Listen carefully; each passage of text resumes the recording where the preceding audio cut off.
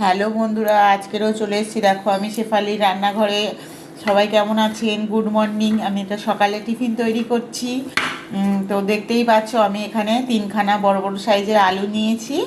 আলুটাকে সেদ্ধ করে এখানে পেঁয়াজ, ধনেপাতা, কাঁচা লঙ্কা আর একটু চাট মশলা দিয়ে আলুটাকে মাখিয়ে নিয়েছি ভালো করে। আর এখানে কিন্তু 1 চামচ সরষের তেল দিয়েছি, দিয়ে আলু ভাতেটাকে মাখিয়ে নিয়েছি। এই যে দেখেছেন, এটা কিন্তু ভাতের সঙ্গেও খাওয়া যেতে পারে। আজকে আমি এটাকে দিয়ে পরোটা তৈরি করব। সেই রেসিপিটা কিন্তু আজকে আমি তোমাদের সঙ্গে শেয়ার করছি। তার জন্য কিন্তু আমি এখানে আলুটাকে মাখিয়ে নিয়েছি। এখানে কিন্তু ধনেপাতা, কাঁচা লঙ্কা, পেঁয়াজ, তেল আর একটু চাট মশলা মিশিয়ে এটাকে ভালো করে মাখিয়ে রেখে দিয়েছি। আর এখানে আমি আটা মাখিয়ে নিয়েছি, এই দেখতেই পাচ্ছ 3টে গোল করে নিয়েছি। আটাটাকে মাখিয়ে 3খানা গোল করে নিয়েছি।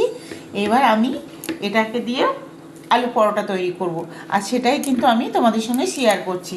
তো বন্ধুরা দেখতেই পাচ্ছ এখানে কিন্তু আমি একটা গোল করে নিলাম।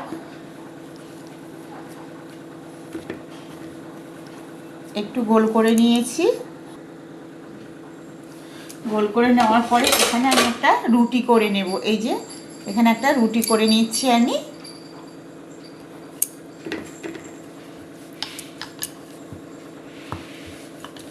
সুন্দর করে একটা রুটি বেলে নিতে হবে। এই দেখুন বন্ধুরা, আমি একটা রুটির ওপরে এই যে রুটিটাকে দিয়ে দিয়েছি।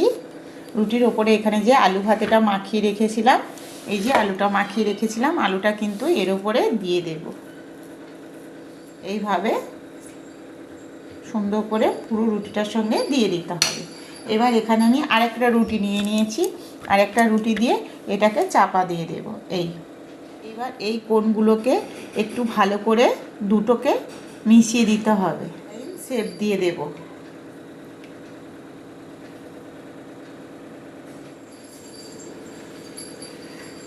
এরকম ফাঁকা ফাঁকা করে কেটে দিতে হবে।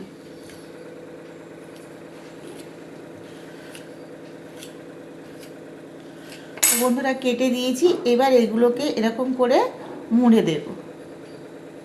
এই দেখতে পাচ্ছ, এই মুড়ে দিচ্ছি, দিতে কিন্তু সুন্দর একটা ডিজাইন চলে আসছে। এই প্রত্যেকটা মাথা কিন্তু এরকম মুড়ে দিতে হবে।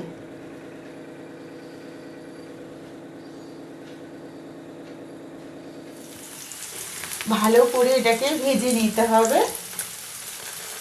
হয়েছে, এইভাবে আমি সব পরোটাগুলোকে তৈরি করে নেব। আমি একটা ভেজে তোমাদের সঙ্গে শেয়ার করছি। এই পাশটা আমার ভাজা হয়ে গেছে, এই পাশটাও ভেজে নেব।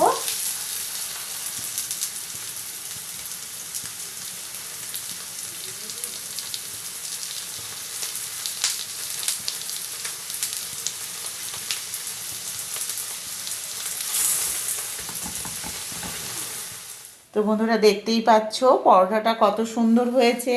আর রেসিপিটা ভালো লাগলে শেফালির রান্নাঘর চ্যানেলটিকে অবশ্যই সাবস্ক্রাইব করে নেবেন, আর বন্ধুদের মধ্যে রেসিপিটা শেয়ার করবেন।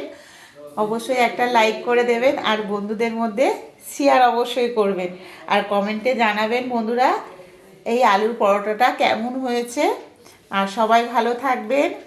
আর আমার চ্যানেলটাকে কিন্তু যারা নতুন বন্ধু আছো ফেসবুক থেকে যারা দেখছো তারা কিন্তু অবশ্যই ফলো করবে। নতুন নতুন ভিডিও পেতে হলে কিন্তু শেফালির রান্নাঘর চ্যানেলটিকে অবশ্যই সাবস্ক্রাইব করে নিতে হবে।